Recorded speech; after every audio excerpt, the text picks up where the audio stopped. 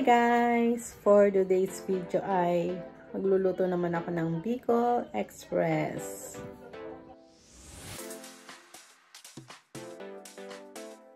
And guys, ang aking ingredients. Siyempre, yung siling labuyo, hindi mawawala yan sa Bicol Express. Sibuyas, luya, bell pepper, yan, dinamihan ko na. Yung karne at coconut milk at patis. Yan. Yan guys, syempre ipiprito ko muna yung baboy. Golden brown ko siya para masarap. Hindi ko na siya nilagyan ng mantika. Hahiyaan ko na lang lumabas yung sarili niya mantika guys. Yan guys, medyo golden brown na.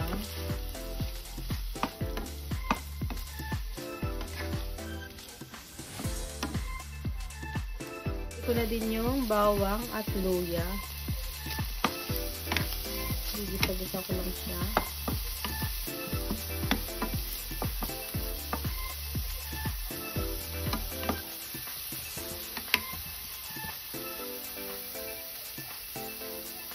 Ayan, sinunod ko naman nilagay yung sibuyas. Gisa-gisa lang.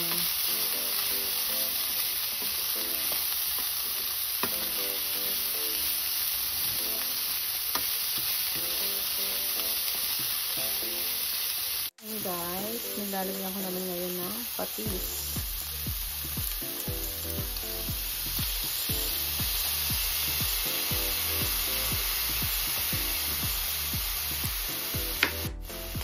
Lalagay naman ako ngayon guys ng kalahating coconut milk. Kalahati lang muna. Tapos mamaya ulit yung kalahati. Ayan, papakuloyin ko lang siya.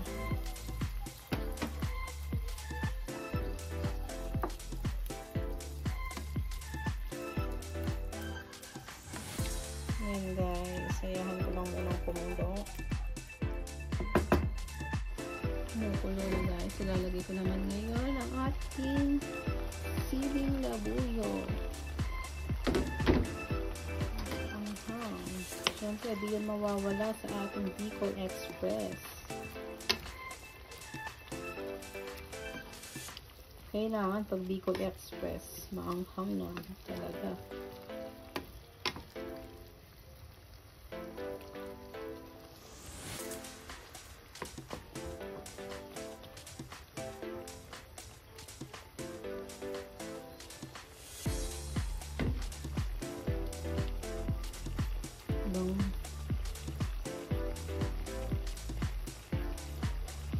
Yan guys, maglalagay pala ako ng bagoong. Hindi ko na ipakita kanina nung pinapakita ko yung ingredients.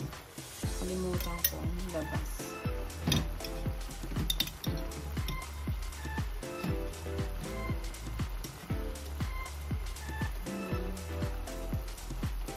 Konti lang muna.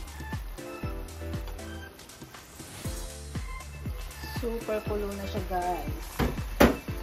Lagay ulit ako ng itong coconut milk.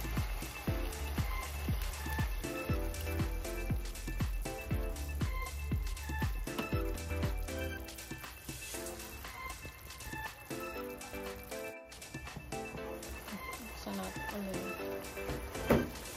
Then lalagay ko na itong bell pepper.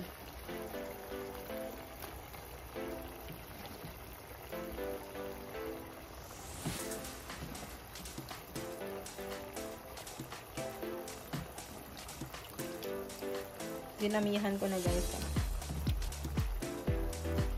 kasi baka masira lang pag hindi ko nilagay na.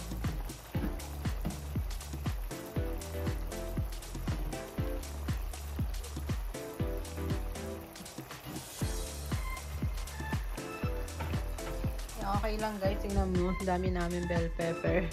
Sisira na nga itong talong. Ayan, mga tanim namin, fresh from the garden yan. Buksan natin ito guys. Ayan, haluin ko.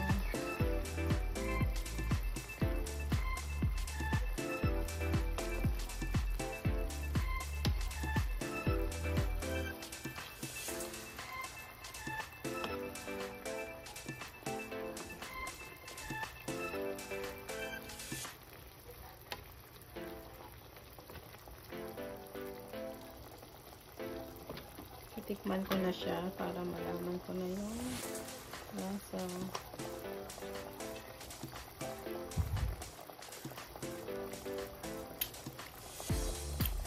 Medyo matabang.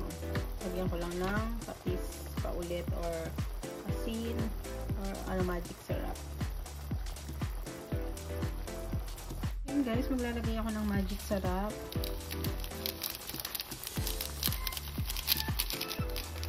Kunti lang muna din. Paminta.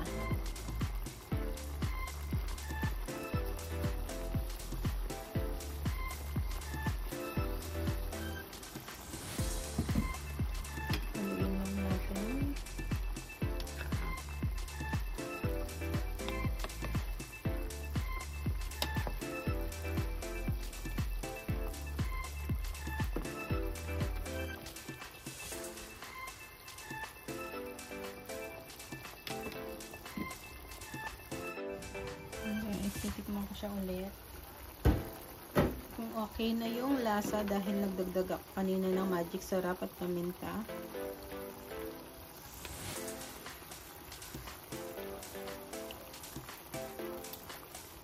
Sarap.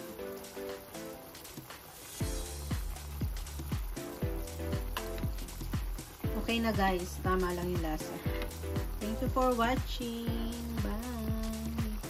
Let's eat. Bicol Express guys. Sarap. 1, 2, 3, come on!